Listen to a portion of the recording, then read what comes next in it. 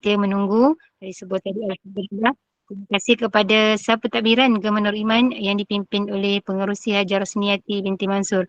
Jadi bagi memohon keberkatan kuliah kita pada pagi ini, marilah sama-sama kita membacakan umul kitab yang akan dipimpin oleh Al-Fadhil Ustaz untuk kita hadiahkan kepada baginda Rasulullah sallallahu alaihi wasallam, ahli keluarga baginda, para sahabat, para sodiqin, para syuhada, alim ulama, guru-guru kita, ahli keluarga kita serta muslimin dan muslimat sama ada yang masih hidup ataupun yang telah kembali ke rahmatullah. Bisiril Fatihah. أعوذ بالله من الشيطان الرجيم بسم الله الرحمن الرحيم الحمد لله رب العالمين الرحمن الرحيم مالك يوم الدين إياك نعبد وإياك نستعين اهدنا الصراط المستقيم صراط الذين أنعمت عليهم غير المغضوب عليهم ولا الضالين آمين Amin, آمين amin, amin ya rabbal alamin. InsyaAllah. Semoga dengan istiqamahnya kita duduk dalam halaqah ilmu ini, Allah kurniakan kefahaman, Allah tingkatkan iman, Allah tambahkan rasa kecintaan kita kepada baginda Rasulullah sallallahu alaihi wasallam. Tanpa membuang masa lagi, semoga majlis kita dapat berjalan dengan lancar. Saya dengan penuh ta'zim menyerahkan kepada Al-Fadhil Ustaz. Tafadhal mashkura. أعوذ بالله من الشيطان الرجيم بسم الله الرحمن الرحيم السلام عليكم ورحمة الله وبركاته إن الحمد لله نحمده ونستعين ونستهده ونستغفره ونعوذ بالله من شرور أنفسنا ومن سيئات أعمالنا من يهده الله فلا مضل له ومن يضلل فلن تجد له وليا مرشدا قال رب اشرح لي صدري ويسر لي أمري واحلل عقدة من لساني يفقهوا قولي فأما بعد. Terima kasih Puan Namira atas pemudasyarah kita pada pagi ini, insyaAllah. Yang dimuliakan Puan Ros selaku pengerusi Gemenur Iman dan juga serta jawatan kuasanya yang sangat efektif.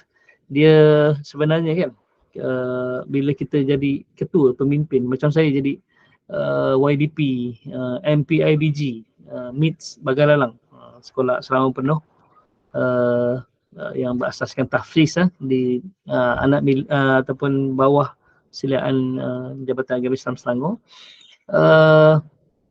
Waktu saya jadi AJK, memang kita kadang-kadang tak sempat masa kan. Saya bila dah jadi YDP ni, baru saya terfikir, Allah, masa saya jadi AJK dulu saya kurang sangat bantu YDP saya.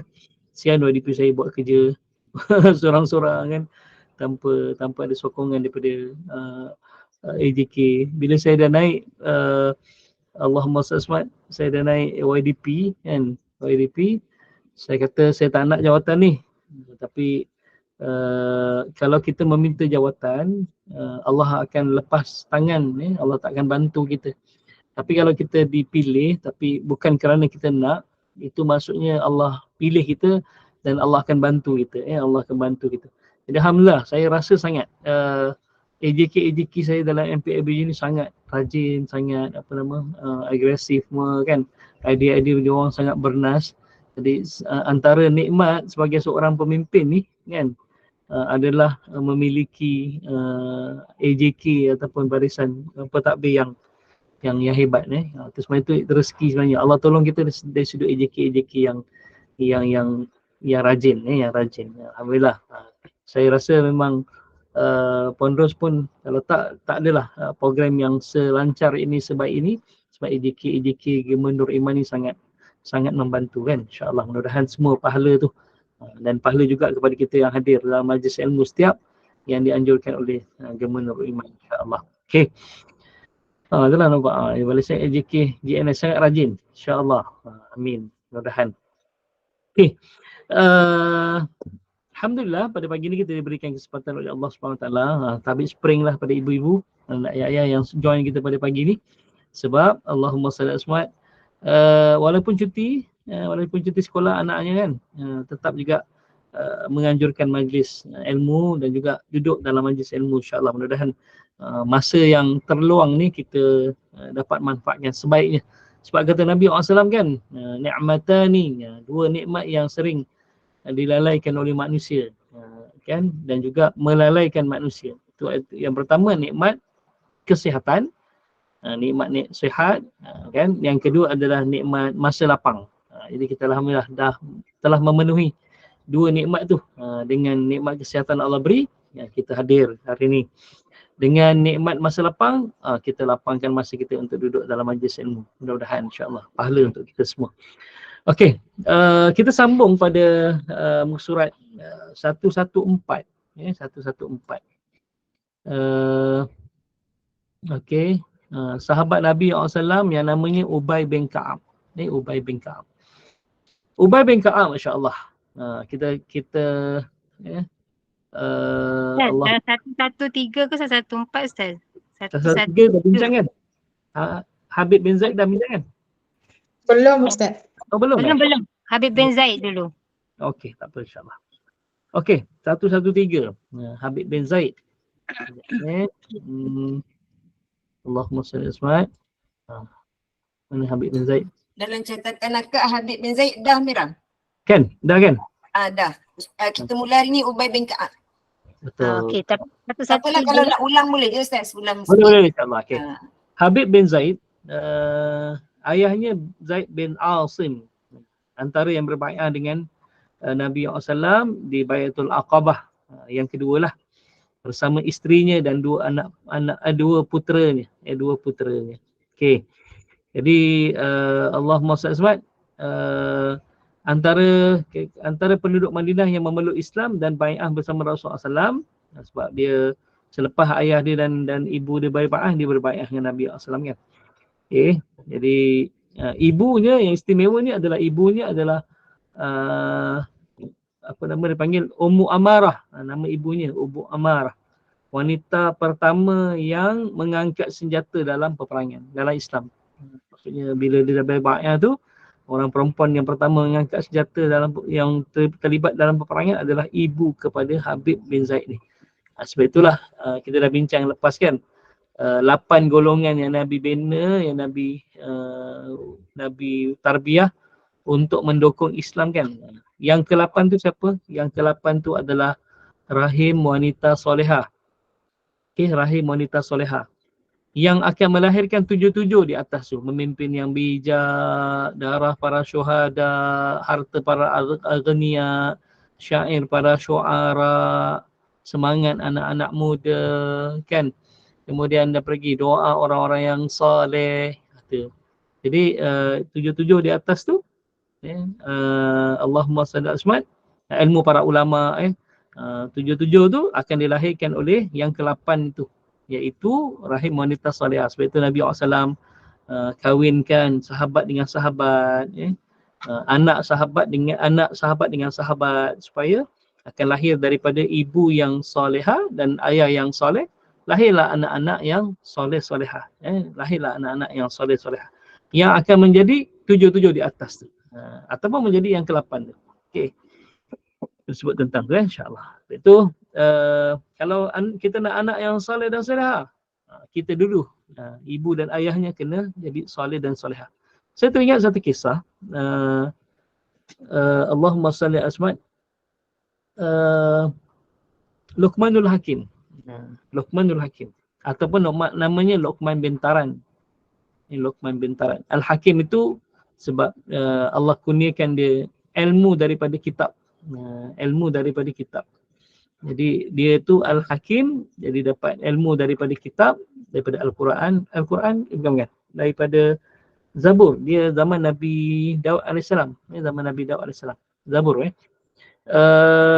Jadi wa'atayna Luqman al-hikmata, dan kami telah berikan kepada Luqman itu al-hikmata, jadi ilmu berkaitan dengan kitab yang Allah turunkan. Itu namanya Al-Hakim tu, yang bijaksana, namanya Luqman bin Taran. Dia memiliki seorang anak lelaki namanya Matan bin Luqman lah. Matan bin Luqman. Okey. Jadi Allah SWT bila dia pergi ke pasar, Luqman dia pergi ke pasar, ada seorang ibu tanya dia, "Wahai Luqman, bagaimana kamu didik anak kamu sebaik itu, ataupun sesoleh itu, semulia itu?" Sebab Allah nukilkan kata-kata Luqman ini dalam Al-Quran, Walaupun Al-Quran tu kalam Allah kan, tapi apa yang disampaikan oleh Luqman daripada mulut dia tu adalah daripada hikmah, daripada ilmu-ilmu yang telah Allah sampaikan dalam kitab, kan, dalam kitab. Jadi kata-kata Allah juga sebenarnya, cuma dia Luqmanul Hakim yang mengimplikasikan dalam kehidupan dia, dalam keluarga dia. Lalu dia kata, wahai ibu, dia kata, wahai makcik, dia kata, aku didik anak aku 20 tahun sebelum dia lahir. Terkejut makcik ni lah. Macam mana kau didik anak kau 20 tahun sebelum dia lahir? Dia kata, aku didik diri aku dulu. Sebelum aku ada anak, 20 tahun sebelum anak aku lahir. Jadi dia kena baik, dia kena jadi orang yang soleh, supaya anak-anaknya tu akan ikut ayahnya. Macam betul juga peribahasa Melayu tu kata, takkan tumpah kuah kalau tak kena nasi. Kan, satu, bapak borek anak rintik. Kan, jadi sebenarnya anak-anak ni mewarisi perangai ibu dan ayahnya sebenarnya. Sebab itu 20 tahun sebelum dilahir, Luqman didik diri dia, kan, supaya jadi orang yang soleh, agar kesolehan itu turun kepada anak-anak. Yang kedua, dia beritahu pada makcik ni, ibu, dia kata, saya cari ibu yang baik, dia kata. Saya carikan dia ibu yang baik. Jadi Luqman, dia carikan ibu yang solehah, ibu yang solehah. Maka lahirlah anak yang solehah sebaik anak Luqman Al-Hakim yang Allah nukilkan dalam Al-Quran, kan. Itulah sebut tentang tu. Okey. Habib bin Zaid ni, oleh kerana dia kecil, dia masih anak-anak lagi, tapi dia setiap kali ada peperangan dia nak join Nabi, dia nak join Nabi berperang. Jadi Nabi SAW lantik dia sebagai pemegang bendera Islam di sisi Nabi SAW. Jadi masa Nabi perang tu, dia ada sentiasa bersama Nabi SAW, di sebelah Nabi, memegang bendera tu. Okay. Habib ni, sewaktu dia remaja, dia pernah dia dilantik oleh Rasulullah SAW untuk menjadi utusan bagi menghantar surat kepada Nabi palsu, iaitu Musailamatul Kazab. Ini di ayat akhir Nabi sebelum Nabi wafat lah. Walaupun usia Habib ketika itu terlalu muda, bila Musailamah bertanya kepadanya, adakah aku Rasulullah SAW? Adakah aku Rasulullah? Kata Musailamatul Kazab kepada Habib bin Zaid ni. Kata Habib menjawab dengan jawapan yang menghina. Memang saya tuli, saya tidak pernah mendengar kenyataan begitu. Lalu Musailamah mengarahkan orang mengikatnya. Kemudian dia bertanya soalan yang sama, kan. Bila dia jawab dengan jawapan yang sama, memang saya tulis, saya tidak pernah mendengar kenyataan tu, setiap anggotanya akan dipotong, sehingga berkecai tubuh badan Habib bin Zaid ni, mempertahankan tidak mengakui bahawa Musailamatul Kazab ni adalah Rasul Allah, kan, sehingga dia potong satu demi satu anggota badannya, sehingga berkecai badan dia. Kan, namun Habib tidak mengakui bahawa Musailamah itu adalah Nabi, dan akhirnya dia syahid setelah badannya berserakan. Itulah bagaimana kehebatan seorang sahabat, hasil daripada semangat, hasil daripada kesolehan ibu dan ayahnya, kan. Jadi dengan sebab itulah anak-anak ini menjadi anak-anak yang berani mempertahankan Islam. Iaitu kita sebagai ibu, sebagai ayah, kan, kena menerapkan sebenarnya cinta Rasul ini kepada anak-anak kita, supaya anak-anak kita ni, Masya Allah, dia akan mempertahankan Nabi SAW bila ada kenyataan-kenyataan ataupun ada fitnah-fitnah ke atas baginda SAW. Mudah-mudahan kita semua, anak-anak kita, menjadi pendokong kepada baginda sallallahu alaihi wasallam. Amin rabbal alamin.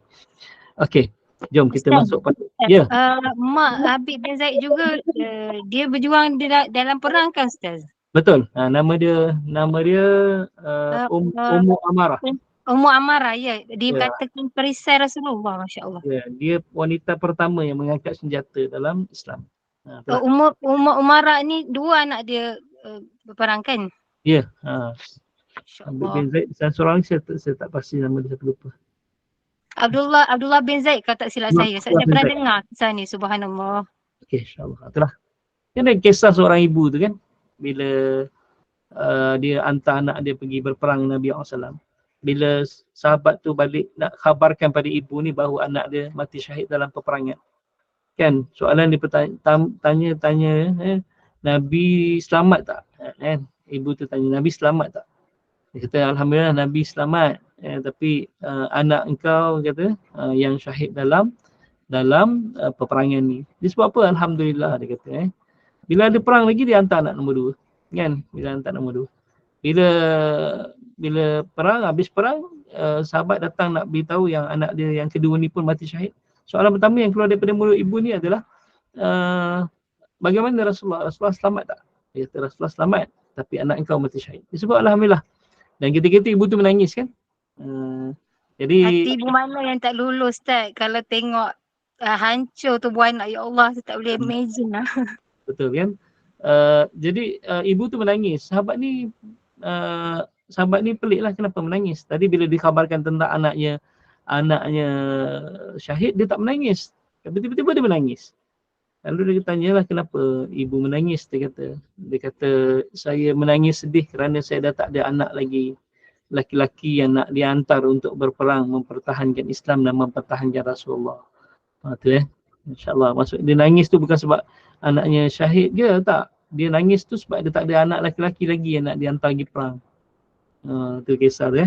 InsyaAllah. Itulah bagaimana kekuatan sahabat dan sahabiat Nabi SAW. Nanti kita habis ni, kita akan masuk dalam orang perempuan pula. Ini mungkin seronok perbincangan kita lah. Kita mungkin pernah dengan nama Afiqah, yang lain Syaimah, Jumana, Abu Ayyub Al-Ansar, Ummu Ayyub Al-Ansariyah, Ummu Bashar. Siapa dia? Nanti kita akan bincang bagaimana, apa peranan dia bantu Nabi SAW. Peranan dia bantu Nabi SAW. Okey, jom insya-Allah. Okey, boleh insya-Allah. Kita masuk Ubay bin Ka'ab. Ubay bin Ka'ab ini adalah dari suku kaum Khazraj. Khazraj yang Nabi persaudarakan dengan Aus. Asal usul Aus dan Khazraj ni adalah Arab daripada Yaman. Arab daripada Yaman. Jadi dia adalah merupakan penghuni pertama ataupun penduduk pertama lah yang mendiami Madinah. Okey, yang mendiami Madinah. Selain daripada Yahudi yang sesat tu lah. Yang sesat selama mana dia tak masuk ke dalam Baitul Maqdis, mereka sesat dan adanya sebahagiannya sampai Madinah. Sampai Madinah. Okey. Ubay bin Ka'ab ni, dia selain daripada penulis wahyu Nabi SAW, okay, dia juga adalah penulis surat Nabi SAW. Penulis surat Nabi SAW. Okay. Dan di samping itu dia adalah qari. Qari. Sebenarnya kalau kita sebut qari tu, dia bukan qari, qari. Qara'a kan asal kalimahnya qaf ra alif ada hamzah atasnya. Qara'a. Qara'a ni baca. Jadi orang yang membaca qari. Qari. Bukan qari'. Qari. Kita panggil qari. Okey, tak apalah. Jangan kari dah lah. Kari ayam dia, kari ikan dia. Jadi qari sebenarnya. Dia adalah qari Rasulullah SAW yang hebat, Okey. Nabi pernah bersabda, wahai Ubay, aku diperintahkan untuk menyampaikan Al-Quran kepadamu, iaitu surah Al-Bayyinah ayat 1 hingga 5. Allah memerintahkan kepada Nabi SAW untuk membacakan ayat ini kepada Ubay bin Ka'ab. Wahai Ubay bin Ka'ab, Allah perintahkan aku untuk membacakan ayat ini, Al-Quran ini kepada kamu. Lalu Ubay berkata, ya Rasulullah, adakah Allah menyebut namaku? Kata Nabi SAW, ya, Allah menyebut nama kamu, wahai Ubay. Lalu Ubay pun menangis semau-mau dia. Dia nangis, nangis terisak-isak dia sebab terharu bila Allah sebut nama Ubay bin Ka'ab. Okay, bacakan ayat ini kepada Ubay bin Ka'ab. Okey, itu yang Ubay bin Ka'ab ni seorang sahabat yang istimewa lah. Kalau kita ambil sanad Al-Quran daripada guru kita, atas guru kita, orang yang sebelum sampai kepada Rasulullah SAW adalah Ubay bin Ka'ab. Berarti dia adalah pembaca, dia adalah orang yang kira sanad tertinggi lah Al-Quran daripada Nabi SAW. Daripada Nabi SAW. Daripada Ubay ni lah baru dia pecah pada sahabat-sahabat yang lain. Ubay bin Ka'ab lah yang membacakan Al-Quran ni kepada sahabat-sahabat. Itu dah disebut tentang tu. Jadi Allahumma salli apa yang hebat Ubay bin Ka'ab ni, suatu hari Nabi SAW pernah bertanya pada dia, wahai Ubay, apakah ayat yang paling mulia dalam Al-Quran? Okay, apa ayat yang paling mulia dalam Al-Quran? Okay, lalu Allahumma salli Ubay menjawab, Allah wa rasuluhu a'lam. Allah dan Rasulnya saja yang lebih mengetahui. Nabi tahu yang dia tahu, kan? Jadi dia tanya lagi soalan yang seterusnya, wahai Ubay, apa ayat yang paling mulia dalam Al-Quran? Lalu ketika itu Ubay menjawab bahawa ayatul kursi. Ayatul kursi adalah ayat yang paling mulia dalam Al-Quran. Okey. Lalu Nabi SAW meletakkan tapak tangan kanan ni pada dada kiri Ubay bin Ka'ab. Letak macam tu, letak pada dada kiri Ubay bin Ka'ab dan berkata, wahai Ubay, kamu telah diberatkan dengan Al-Quran. Kamu telah diberatkan dengan Al-Quran. Okey. Tu hebat. Jadi ayatul kursi tu jangan main. Kuat ayatul kursi. Kalau kita nak penyembuhan ke apa ke, ayatul kursi lah. Syaitan sangat takut dengan ayatul kursi. Syaitan sangat takut dengan ayatul kursi. Dan ada satu kisah kan, hadis yang sahih. Bila Abu Bakar As-Siddiq ke, saya lupa. Abu Bakar As-Siddiq, tak silap. Yang Nabi SAW perintahkan dia untuk menjaga zakat di Baitul Mal, harta di Baitul Mal berbentuk kurma, buah kurma, orang bayar zakat kurma. Jadi Abu Bakar ni diperintahkan untuk jaga. Tiba-tiba tengah-tengah malam datang seorang, dia kata dia lapar, dia tak ada makanan. Jadi Abu Bakar memberikan dia daripada harta tu, kan. Lalu besok pagi Nabi tanya, macam mana harta yang kamu jaga di Baitul Mal, kan. Dia kata, malam tadi ada Rasulullah, ada datang, dia lapar, dia tak ada makanan, nampak memang miskin, nampak bajunya kosak masai, dan aku berikan kepada Rasulullah. Lalu kata Rasulullah, sebenarnya itu syaitan. Itu syaitan yang menipu kamu, wahai Abu Bakar. Okay. Jadi malam kedua dia jaga lagi, datang lagi orang tua ni. Tapi Abu Bakar ni kan sifat dia simpati, kan. Dia simpati, tolonglah, dia kata aku dah lama tak makan. Abu Bakar beri lagi. Besok lagi Rasulullah tanya, macam mana malam tadi? Dia kata, datang lagi ya Rasulullah, aku beri dia sebab kesian dia tak makan. Dia kata, itu syaitan, dia kata. Itu syaitan yang menipu kamu, kan. Malam ketiga, kan, dia ni, Abu Bakar ni dari simpati. Malam ketiga datang lagi, dan syaitan yang mengajarkan kepada dia. Dia kata, wahai Abu Bakar, kalau kamu tak nak ditipu oleh syaitan, tak nak terpedaya apa semua, baca ayatul kursi. Baca ayatul kursi. Jadi sejak daripada Abu Bakar baca ayatul kursi, syaitan tak datang dah minta zakat dia. Kan, betul lah, syaitan yang mengajar. Sebab syaitan tahu benda tu yang paling ditakuti, dan syaitan yang mengajar pada Abu Bakar ayatul kursi. Kan. Lalu dia jumpa Nabi SAW, ya Rasulullah.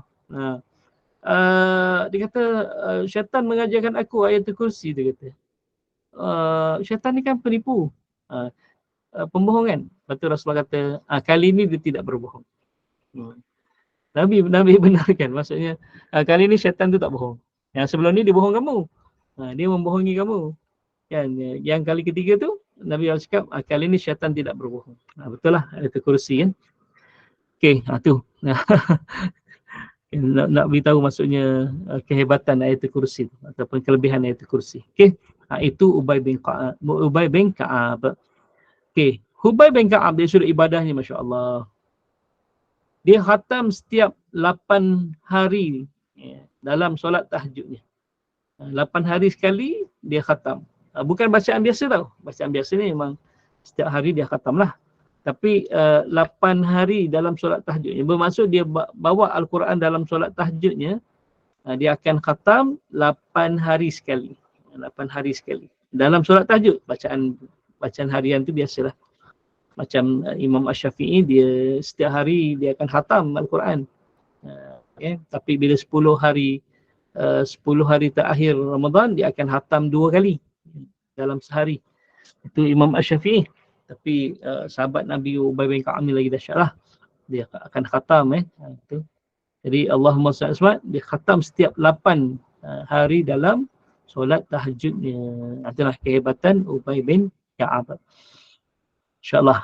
Jom kita sambung terus. Sa'ad bin Mu'az. Seorang lelaki yang berwajah tampan dan berseri-seri. Dia adalah pemimpin kaum Aus. Tadi Aus dan Khazraj kan, yang berperang ratusan tahun. Ada riwayat kata 108 tahun perang. Okey, tapi Nabi bila sampai ke Madinah, Nabi mempersaudarakan Aus dan Khazraj ni. Okey, Aus dan Khazraj ni sebenarnya adalah dua kaum yang sangat kalau kita kata jahatlah, ganas lah. Jahat dan ganas. Sehingga kan orang-orang Yahudi yang kita tahu lagi ganas tu takut dengan Aus dan Khazraj. Jadi terpaksalah orang-orang Yahudi daripada Bani Quraizah sokong Khazraj, yang daripada Bani Nadir ni sokong Aus. Sebab orang Yahudi pun daripada puak-puak ni pun berperang juga. Okey. Selain daripada tu, mereka ni tak nak kena serang, tak nak kena kacau, tak nak kena ni. Mereka bergabung dengan Khazraj. Yang Nadir bergabung dengan Aus. Supaya mereka ni tak diserang. Kalau mereka ni diserang oleh Khazraj, Aus akan backup Bani Nadir ni. Maksudnya Yahudi yang ganas, yang jahat tu pun, ini lagi Aus dan Khazraj lagi jahat. Lagi jahat sebenarnya. Sebab itulah bila Nabi lahir daripada bangsa Arab, orang-orang Yahudi tak nak terima Nabi. Sebab dia kata, orang Arab juga dia kata, habislah kita. Kena bully lah kita. Kena tindas lah kita, orang-orang Yahudi. Sebab itu mereka tidak mengakui kenabian Nabi Muhammad, sebab Nabi Muhammad itu lahir daripada bangsa Arab. Yang bangsa Arab Aus dan Khazraj menindas mereka. Nabi bukan lahir daripada Aus dan Khazraj. Nabi lahir daripada Quraisy, Nabi bangsa Quraisy. Tapi pada mereka Arab semua sama. Arab semua sama. Itulah disebut tentang tu, insya-Allah. Okey, kalau Arab yang baik, baiklah. Kan? Tapi Arab yang jahat, masya-Allah, ada juga. Melayu yang baik, baiklah. Melayu yang jahat pun ada juga. Itulah manusia. Okey, memeluk Islam di tangan Mus'ab bin Umair. Okey. Orang yang banyak membantu kaum Muhajirin ketika hijrah umat Islam dan Rasulullah SAW ke Madinah dengan membuka luas pintu-pintu rumah Bani Sa'ad. Okey. Jadi terlibat dalam peperangan Badar. Okey. Nama dia ataupun gelarannya Abu Amru ni, ataupun Sa'ad bin Mu'az. Dia adalah penunggang kuda yang hebat. Okey. Terlibat dalam peperangan Badar, Uhud dan peperangan Khandaq. Di dalam peperangan Uhud, dia menjadi benteng yang kukuh mempertahankan Rasulullah SAW. Okey. Seolah-olah tapak kaki telah dipaku di bumi. Tak berganjak langsung. Dalam peperangan Khandaq, Rasulullah mengutus Sa'ad bin Mu'az dan Sa'ad bin Ubadah kepada Ka'ab bin Asad, pemimpin Bani Quraizah. Okey. Allahumma salli dia dalam peperangan Khandaq, dia cedera teruk kan, dan berdoa janganlah diambil nyawanya sebelum dia menjatuhkan hukuman kepada Bani Quraizah. Okey. Jadi masa dia sakit, setiap hari Rasulullah SAW akan menziarahinya, sebab dia berkata, ya Rasulullah, sebelum aku meninggal dunia, kan, wajah yang terakhir aku nak lihat adalah wajah engkau. Ini bagaimana cintanya kepada baginda SAW kan. Dia kata, sebab itulah Nabi setiap hari menziarahi sewaktu dia sakit, sebab dia cedera teruk dalam peperangan kan, dan dia berkata, ya Rasulullah, wajah yang terakhir yang aku nak lihat sebelum aku meninggal dunia adalah wajah engkau ya Rasulullah. Sebab itu Rasulullah setiap hari menziarahinya. Okey. Itulah disebut tentang Allahumma salli Sa'ad bin Mu'az. Sa'ad bin Mu'az.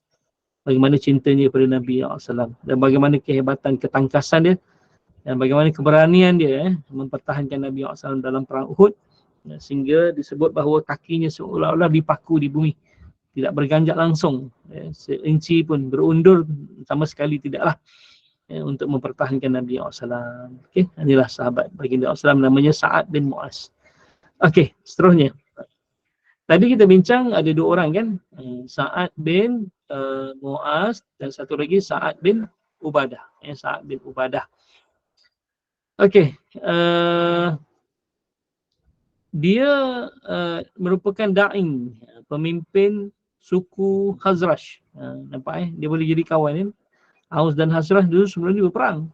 Tapi bila Nabi pernah utus dia sama-sama dalam perang Handak untuk menemui Ka'ab bin Asad, jadi dia kawan baik. Okey. Dan satu-satunya penduduk Madinah yang disiksa seperti penduduk Mekah oleh orang-orang Quraisy. Okey. Kalau di Madinah dah tak ada siksaan kan. Islam dah kuat di Madinah. Tetapi dia adalah salah satu-satunya penduduk Madinah yang disiksa seperti penduduk Mekah oleh orang-orang Quraisy. Dia berbai'ah di dalam Bai'atul Aqabah. Okey. Ketika menyambut kaum muhajirin daripada Mekah, biasanya orang-orang Ansar mengambil 2 atau 3 orang muhajirin. 2 atau 3 orang muhajirin. Tetapi Sa'ad bin Ubadah ni mengambil 80 orang muhajirin untuk tinggal dalam rumahnya. InsyaAllah, ni maksudnya kecintaan dia kepada sahabat-sahabat muhajirin. Sebab itu Ansar ini adalah pembantu-pembantu agama Allah. Selain dia itu adalah dia juga pembantu orang-orang muhajirin yang berhijrah ke Madinah. Okay. Kalau orang lain ambil seorang 2 orang je, 2 atau 3 orang je muhajirin untuk tinggal dalam rumahnya, Sa'ad bin Ubadah mengambil 80 orang untuk tinggal di rumahnya. Okay. Setiap peperangan yang diketahui oleh Rasulullah SAW pasti ada dua bendera yang dibawanya. Satu bendera daripada kaum muhajirin kan, yang dipegang oleh Ali, dan bendera kaum Ansar akan dipegang oleh Sa'ad bin Ubadah. Sugih ni apa? Sugih. Okey. Allahumma salli alaihi wasallam. Okey, itulah Sa'ad bin Ubadah. Oh, Jawa, bahasa Jawa sugih. Saya tahu Jawa kabare je. Mangan, apa lagi? Mentong. mentong makan 2 kali. Isteri saya Jawa sebenarnya, tapi itulah. Saya ni waras, kabare wak waras Masya-Allah. Kabare tahu tak bahasa Arab? Kabare ni sebenarnya asalnya bahasa Arab. Khabar A. Sugih ni kaya, okey. Sugih ni kaya. Oh, kalau bahasa saya, bahasa Bugis, sugi. Sugi tu kaya. S-U-G-I-K, sugi. Kalau Bugis, sugi lah. Kalau, sugih Jawa sugih. Dekat-dekat lah tu Allahumma salli. Saya Bugis. Isteri saya Jawa. Isteri saya Jawa. Okey. Balik kampung tu kadang-kadang dia cakap Jawa dengan ayah dia kan. Dengar je lah. Kadang-kadang ada juga faham bahasa Jawa ni. Bahasa Jawa ni dia ada dekat-dekat dengan bahasa Melayu, cuma dia dijawakan sikit lah. Macam tu kan. Masih faham lagi. Kalau bahasa Bugis tak faham langsung. Okey. Tadi macam khabar A tu kan. Khabar A tu khabar A. Kita kan apa khabar kan apa kabar. Jadi kha tu jadi K. Jadi khabar ni jadi kabar. A ni dalam bahasa Arab apa? Ada. A ni apa kan? Jadi khabar A, apa khabar? Apa khabar? Okey. Waras bukan bahasa Jawa. Waras ni bahasa Melayu lah kot, bahasa Jawa lah. Waras ni ambil orang Melayu ambil perkataan waras. Okey. Waras ni maksudnya dia siuman lagi. Jadi kalau selagi dia siuman, sihatlah tu waras. Duit tak ada pun waras lagi. Waras lagi. Tu orang Jawa. Orang Jawa Jawa. Okey. Dan kita ni di kalangan Allah SWT, orang-orang Yahudi kenal kita sebagai Bani Jawi. Bani Jawi itu berasal daripada Jawa lah. Jawa. Jawa ni, oh sehat maksudnya dalam bahasa Jawa waras ni. Okey. Nyaluk ambung. Ustaz kawan lelaki saya ajar. Nyaluk ambung. Nyaluk ambung apa? Nyaluk ambeng. Okey, tak apa nanti kita buka kelas bahasa Jawa lepas ni. Okey, Bani Jawi. Jawi tu asal perkataan Jawa, orang daripada tanah Jawa. Jadi bangsa Melayu ni dipanggil Bani Jawi. Okey. InsyaAllah selesai. Jom kita sambung sahabat Nabi SAW yang namanya Usama bin Zaid, insyaAllah. Okey, Usama bin Zaid. Ketika dilantik oleh Rasulullah SAW sebagai panglima perang, usianya ketika itu 18 tahun. 18 tahun. Dia adalah panglima tentera yang terakhir diutus Nabi SAW, yang dilantik oleh Nabi SAW. Sewaktu Nabi lepaskan pasukan ni untuk memerangi Syam, dia membela kematian Farwah bin Umar bin Al-Juzami yang dibunuh kejam oleh kerajaan Rom yang berpusat di Syria ataupun berpusat di Syam. Jadi dia dilepaskan oleh Nabi SAW untuk memerangi bangsa Rom yang menjajah Syam, menjajah satu wilayah di Syam. Jadi kemudian ketika Nabi SAW melepaskan, dia dah keluar. Sampai di betul-betul perbatasan Mekah dengan Madinah dengan sempadan Syam, dia dapat berita Rasulullah wafat. Kemudian dia memberhentikan pasukan perangnya sambil menunggu arahan seterusnya daripada pengganti Nabi SAW. Okey. Ada riwayat kata dia patah balik. Kalau dalam buku ini saya tulis dia patah balik ke Madinah untuk menziarahi jenazah Rasulullah SAW. Ada riwayat kata tentera-tentera semua tu tak patah balik. Dia stay kat perbatasan dekat sempadan tu. Ketika Abu Bakar dah dilantik jadi rasul, jadi Allahu Akbar. Abu Bakar dilantik menggantikan Rasulullah SAW atau dilantik menjadi khalifah. Abu Bakar dan Umar Al-Khattab mendatangi pasukan perang ni. Bila sampai je pada pasukan perang ni, tentera-tentera Islam semua mengadu kepada Abu Bakar. Dia kata, boleh tak gantikan Usama ni dengan orang yang lebih senior. Kami tak confident lah. Sebab budak-budak lagi, bawah 18 tahun. Bawah 8 SPM istilahnya tu kan. 18 tahun nak berperang dengan Rom ni. Bukan perang biasa-biasa ni, perang dengan Rom.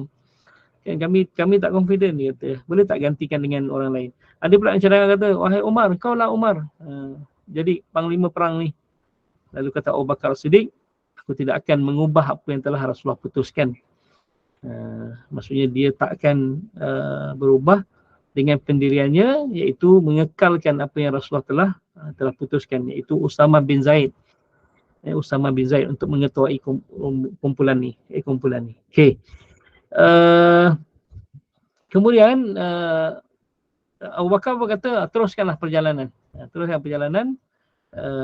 Dan berperanglah kamu atas jalan Allah SWT.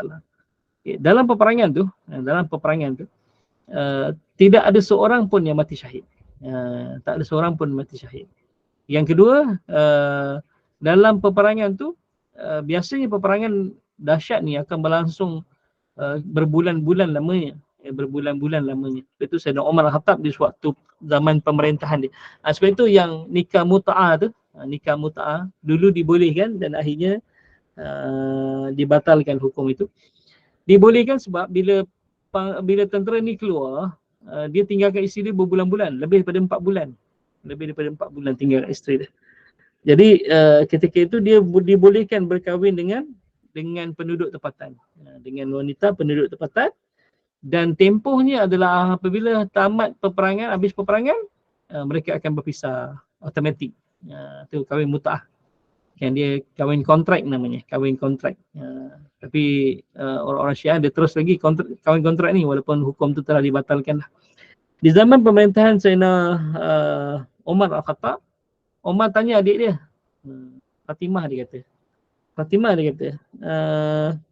Dia tanya anak dia tak silap. Hafsah, dia tanya Hafsah. Dia kata, wahai Hafsah, berapa lama berapa lama seorang perempuan tu boleh ditinggalkan oleh suaminya. Dia kata 4 bulan. Selepas 4 bulan, kata Hafsah, akan bergegarlah katil-katil. Akan bergegarlah katil-katil. Okey. Jadi Allahumma salli ala Muhammad. Sebab itu dalam Islam kan, kalau suami ni suami meninggalkan isterinya tanpa diberi nafkah ataupun wakilnya memberi nafkah, jatuhlah talak khulu' kan, jadi talak khulu' ni maksudnya bila dia mengadu dengan hakim, dengan qadi bahawa dia telah ditinggalkan oleh suami selama 4 bulan qamari, tanpa ada berita, tanpa ada nafkah daripada dia ataupun wakilnya yang memberikan kepada dia. Kalau dia mengadu, jatuhlah satu talak, iaitu talak khulu'. Talak khulu' ni maksudnya kalau suaminya balik, dia tak boleh terus jadi sama isteri macam biasa. Dia kena nikah dengan mahar yang baru, dengan mas kahwin yang barulah. Kalau yang sebelum ni hutang, ni tambah hutang lah. Mas kahwin ni hutang. Okey, jadi itu disebut tentang tu. Jadi bila Sayyidina Umar dengar pengakuan daripada anaknya Hafsah, okey, kalau tak silap saya Hafsah ataupun Fatimah, Allahumma salli ala Muhammad, lalu Sayyidina Umar ni dalam pemerintahan dia buat shift. Dia buat shift 4 bulan, tentera yang perang tadi tu balik, akan datang tentera yang baru. Itulah kisahnya kan. Tapi bila peperangan yang dipimpin oleh Usama bin Zaid ni, peperangan tu berlangsung dalam masa yang singkat saja. Mungkin Allah tak sebut, beberapa hari lah, tak sampai sebulan. Beberapa hari dah menang dan tak ada seorang pun yang mati syahid. Berperang Rom. Inilah kehebatan Usama bin Zaid. Strategi Usama bin Zaid, bagaimana dia boleh berperang dengan menentang Rom, berjaya. Iaitu yang awalnya tentera-tentera Islam ni tak confident dengan Usama bin Zaid, akhirnya mereka mengakui kehebatan Usama bin Zaid. Umur 18 tahun. 18 tahun kita buat apa? 18 tahun Allah sibuk bercinta lagi kan, main-main balas-balas surat lagi kan, sebab mabuk cinta berayut dekat public phone lagi time tu kan, 18 tahun. Masya-Allah. Ni Usama bin Zaid 18 tahun lagi perang dah. Okey, itulah kehebatan sahabat. Siapa dia? Siapa Usama bin Zaid ni? Sebab itu kita bincang tadi di awal kan, bagaimana seorang sahabat namanya Habib bin Zaid ni, ibu bapanya seorang yang sangat dahsyat, seorang yang soleh dan salihah kan, lahirlah anak yang soleh sehebat Hasan bin Zaid. Okey, jadi Usama bin Zaid ni adalah anak kepada Zaid bin Harithah, anak angkat Nabi SAW, yang Nabi kahwinkan dengan Ummu Aiman. Ummu Aiman ni adalah pembantu Nabi SAW, hamba yang diwarisi daripada ayahnya Abdullah. Ayahnya Abdullah. Jadi Allahumma salli ala Muhammad, bila Ummu Aiman membesar, dia merdekakan Ummu Aiman dan dikahwinkan dengan Zaid bin Harithah. Setelah mana Zaid bin Harithah bercerai dengan isterinya Zainab binti Jahsy, yang akhirnya Allah perintahkan Rasulullah kahwin dengan Zainab binti Jahsy tu. Okey, jadi lahir daripada Zaid bin Harithah dan Ummu Aiman. Okey, lahirlah anak namanya Usama bin Zaid. Masya-Allah. Itulah bagaimana Nabi SAW kahwinkan Zaid bin Harithah dengan Ummu Aiman yang solehah itu. Lahirlah anak yang soleh, Usama bin Zaid. Masya-Allah. Okey. Alhamdulillah. 9, 2 minit. Satu lagi, seorang lagi insya-Allah. Belum kita sambung pada seterusnya. Okey. Nah, ni mungkin kita jarang dengar, iaitu namanya Abdul Rahman bin Abu Bakar As-Siddiq. Anak kepada Abu Bakar As-Siddiq. Abu Bakar ni ada 4 orang anak daripada ibunya, namanya Ummu Rumman. Iaitu dia adik-beradik kandung seibu sebapalah dengan Aisyah radhiyallahu anha. Anak pertama Abu Bakar lelaki namanya Abdullah. Abdullah. Okey. Kemudian anak kedua namanya Asma. Asma binti Abu Bakar. Okay. Anak ketiga adalah Abdul Rahman bin Abu Bakar. Anak yang keempat, namanya Aisyah binti Abu Bakar. Okay. Abdul Rahman tidak mengikut baginda bapanya, malah menjadi penentang kuat bapanya dan Nabi SAW. Okay. Jadi antara adik-adik yang ni, Abdullah awal-awal dah beriman dengan Nabi dan membantu Nabi dan Abu Bakar As-Siddiq ayahnya dalam peristiwa hijrah kan, bila Asma binti Abu Bakar hantar makanan ke Gua Thur. Abdullah ni dia mendapatkan berita di tengah-tengah orang-orang kafir Quraisy, kalau ada berita yang boleh disampaikan. Okay, kemudian ada seorang lagi namanya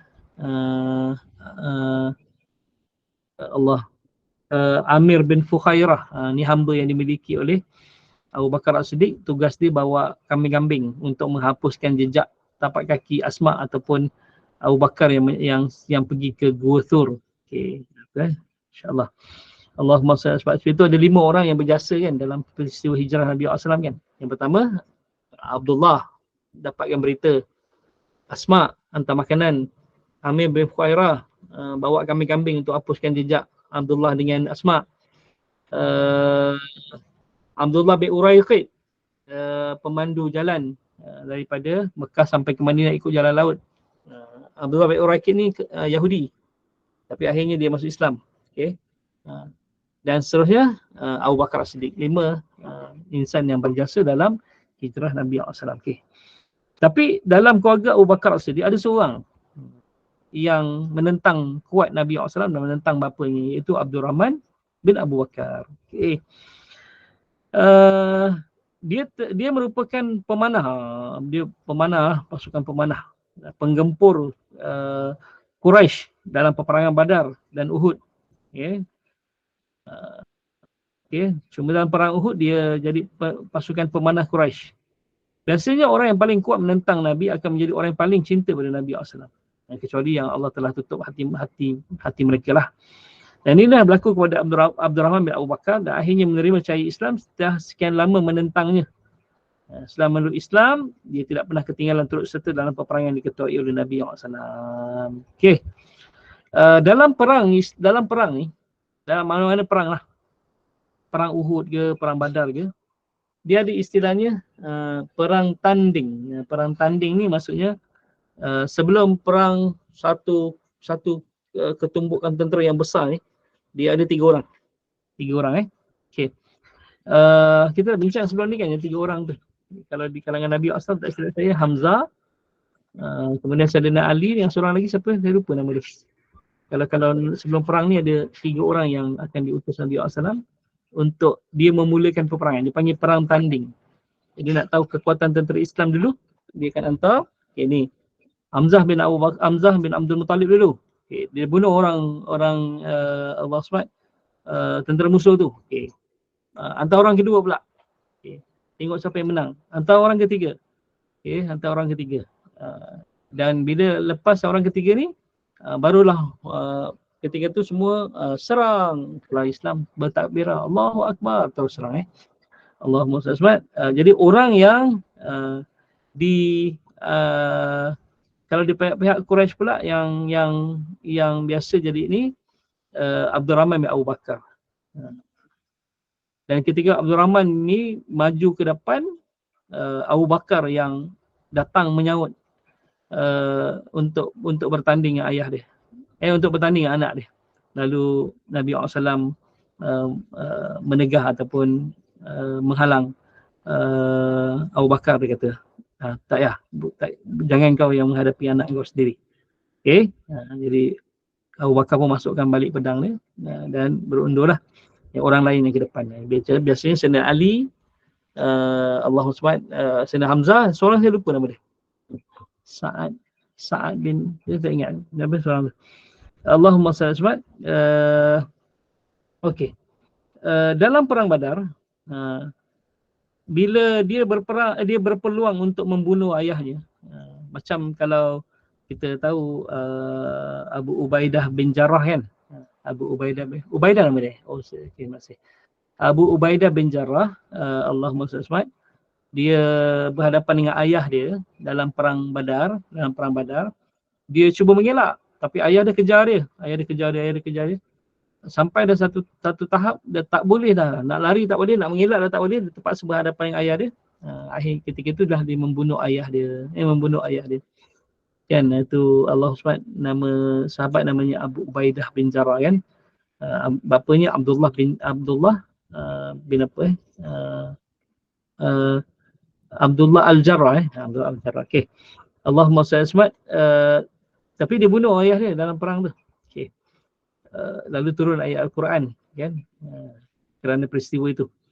Okay, jadi tapi dalam perang Badar, Abdul Rahman ni dia ada peluang untuk bunuh ayah dia. Bila berperang, tiba-tiba ayah dia kat depan yang sibuk berperang dengan orang lain, dia ada peluang nak bunuh ayah dia. Tapi dia setiap kali dia ada peluang membunuh ayahnya, dia akan berpaling. Dia akan menghindarkan ayah dia. Dia tak nak bunuh ayah dia lah. Okey, dia tak nak bunuh ayah dia. Okay. Bila dia masuk Islam, dia masuk Islam dalam peristiwa selepas perjanjian Hudaibiyah lah. Selepas perjanjian Hudaibiyah. Dia masuk Islam. Dia pernah ceritakan perkara ni pada ayah dia, Abu Bakar As-Siddiq. Okay. Dia kata, Allahumma salli, dulu masa dalam perang, aku sebenarnya banyak kali peluang nak bunuh ayah. Tapi aku berpaling daripada bunuh ayah. Apa yang keluar daripada mulut ayah dia, Abu Bakar As-Siddiq? Kalau aku ada peluang tu, aku takkan lepaskan bunuh engkau. Itu seorang ayah yang hebatnya, Abu Bakar As-Siddiq. Kalau aku ada peluang tu, aku takkan lepaskan. Aku tidak akan melepaskan engkau. Aku akan membunuh engkau. Masya Allah. Okay, itulah kehebatan. Okay. Abdul Rahman bin Abu Bakar. Dalam peperangan Yarmouk, tentera Rom ini, Yarmouk kan perang dengan Rom kan. Okay. Allahumma salli Raja Rom ni, ataupun Panglima Rom ni, dia memilih 5 orang pahlawan yang sangat hebat lah. Sangat hebat. Untuk mengalahkan tentera Islam lah. 5 ni dibunuh oleh Abdul Rahman bin Abu Bakar. Dibunuh satu persatu oleh Abdul Rahman bin Abu Bakar. Berarti dia seorang yang sangat hebat dalam peperangan lah. Dan dia, Allahumma salli alaihi, dia memang hebat sebelum Islam dan hebat selepas Islam. Dan banyak mengikuti baginda SAW dalam dan bapanya dalam peperangan yang lain, insya-Allah. Itu. Ustaz, medan pada perang tanding tadi Ustaz sebut sahabat yang membarisinya Hamzah bin Abdul Muttalib, Ali bin Abdul Muttalib dan Ubaidah bin Al-Haris bin Muttalib. Ubaidah bin Al-Haris bin Muttalib. Okey, insya-Allah. Oh, Ubaidah bin. Orang kan sahabat kan? 3 orang perang tanding. Ya. Oh, Ubaidah bin Haris. Ubaidah bin Al-Haris bin Muttalib. Bin Abdul Muttalib. Ya. Bin Muttalib. Tulis sini. Hamzah bin Abdul Muttalib, Ali bin Abu Talib dan Ubaidah bin Al-Haris bin Muttalib. Dia bin okey. Sama Muttalib dengan Abdul Muttalib. Tak. Abu Sufyan bin Haris bin Abdul Muttalib lain. Insya-Allah. Okey, insya-Allah. Okey. Terima kasih atas info tu, saya terlupa, insya-Allah. Okey. Alhamdulillah. Inilah yang kita bincang baru berapa orang ni. Hari ni kita bincang 1, 2, 3, 4, 5. 5 orang kita bincang hari ni. Alhamdulillah. Mudah-mudahan kita dengar semangat sahabat-sahabat Nabi SAW kan. Macam mana Sa'ad bin Mu'az ni. Okay. Dia membantu Rasulullah SAW dalam peperangan Uhud. Dia cedera kan. Kemudian setiap hari Nabi menziarahinya sampai dia wafat dan dia kata, ya Rasulullah, aku nak wajah engkau, wajah terakhir aku lihat sebelum aku meninggal dunia kan. Kemudian Allahumma salli Sa'ad bin Ubadah, bagaimana kehebatan dia kan. Kalau orang lain semua terima 1-2 orang je Muhajirin untuk tinggal bersamanya dalam rumah, tapi Sa'ad bin Ubadah bawa 80 orang, ambil 80 orang Muhajirin. Kalau dalam peperangan, bendera Muhajirin dipegang oleh Ali, bendera Ansar dipegang oleh Sa'ad bin Ubadah. Kemudian kita bincang pula tentang Ubay bin Ka'ab. bagaimana kehebatannya sehingga Allah menyebut namanya dan dia menangis terisak-isak kerana terharu kerana Allah menyebut namanya. Nama yang Allah sebut dalam oleh Allah ni tak ramai. Kalau Allah sebut tu istimewa lah, istimewa orang ni. Okey. Ataupun Allah sangat benci dengan orang ni lah. Macam Abu Lahab, tabat syada Abi Lahabin tu memang Allah sebut dalam Quran, memang Allah sangat benci. Okey, kalau Zaid, wa falamma qada Zaidun, surah Al-Ahzab ayat 37 tentang Zaid dengan isterinya Zainab binti Jahsy tu kan. Allah sebut Zaid bin Harithah anak Nabi SAW dalam Quran. Ubay bin Ka'ab walaupun nama tak sebut dalam Al-Quran, tapi ketika mana Allah memerintahkan kepada Nabi SAW membacakan ayat surah Al-Bayyinah ayat 1 hingga ayat 5, ketika itu Allah menyebut bacakan ayat ini kepada Ubay bin Ka'ab. Dan terakhir tadi kita bincang adalah Abdurrahman bin Abu Waqqas, anak Sayyidina Abu Bakar As-Siddiq yang awalnya menentang Nabi dan ayahnya, tapi akhirnya dia jadi pendukung kuat kepada Nabi dan ayahnya. Itulah bagaimana kehebatannya, insya-Allah. Okey, nanti kita sambung tentang anak Amr bin Al-As pula. Ayat ini kita dah bincang awal. Kita bincang tentang Abdullah bin Amr bin Al-As. Okey. Kemudian bincang pula dengan sepupu Nabi SAW namanya Abu Sufyan bin Haris bin Abdul Muttalib, yang dia bila masuk Islam, Nabi tak nak pandang wajah dia. Dia ingat Nabi, Nabi palingan. Nak ingat sini Nabi palingan, tak nak tengok wajahnya. Sampailah dia kata sampailah Nabi sebut pada dia, adakah kamu menyesal dan adakah kamu tidak berdendam? Dia kata, ya, aku menyesal tak ikut kamu dulu kan. Dia bukan sekadar sepupu, adik-adik susuan. Adik-adik susuan dengan Asma, dengan Halimah Sa'diyah. Kemudian main sama-sama dekat perkampungan Bani Sa'ad. Kecil, dia umur dia sebaya dengan Nabi SAW. Hampir tarikh lahirnya hampir dengan kelahiran Nabi SAW. Jadi dia memang sebaya lah. Main sama-sama kecil, tapi bila dia dah besar, dia adalah orang-orang yang menentang Nabi SAW. Okay? Dan akhirnya dia masuk Islam. Sebab itu Nabi, bila dia ngadap Nabi nak masuk Islam tu, Nabi paling. Nabi tak tengok, Nabi mengajuk.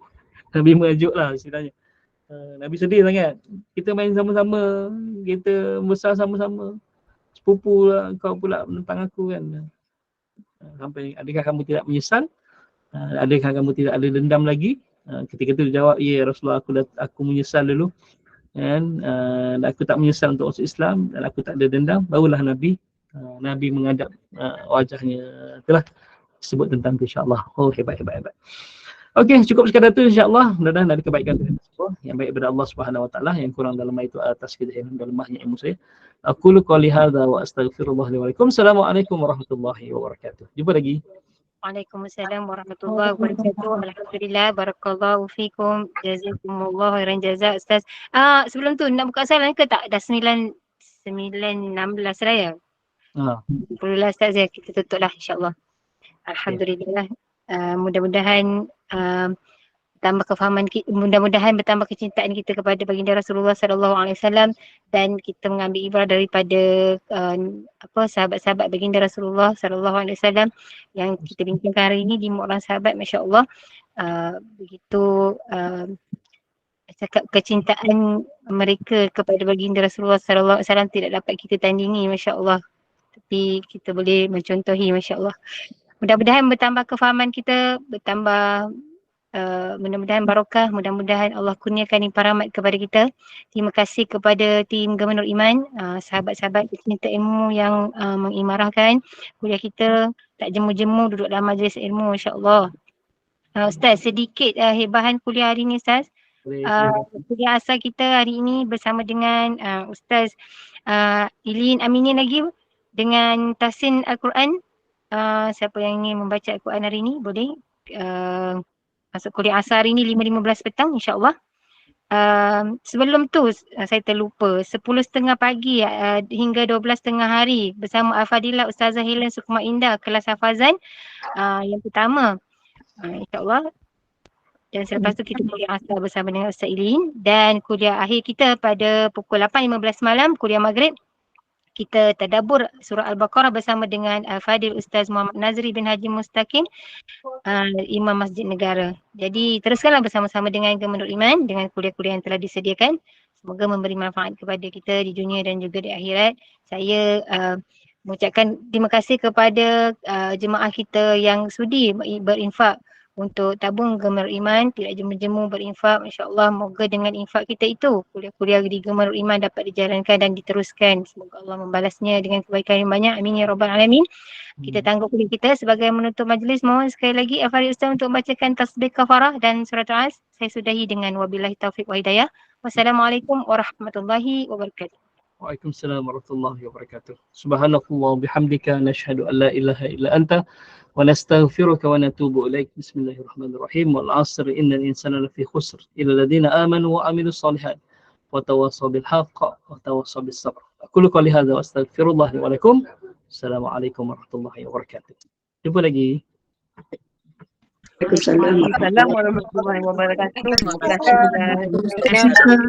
Assalamualaikum.